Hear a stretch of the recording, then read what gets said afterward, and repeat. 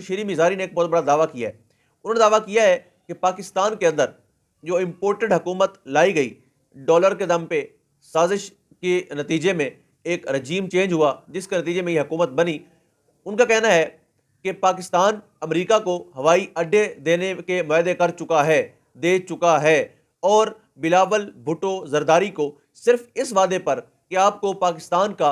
अगला prime minister बनाएंगे, next PM बनने के लिए जरदारी साहब और बिलावल की ये डील हो चुकी है अमेरिका से कि हम आपको हवाई अड्डे देंगे जिसको आप इस्तेमाल करके अफगानिस्तान में कार्रवाइयाँ कर सकेंगे। तो याद रखें, जब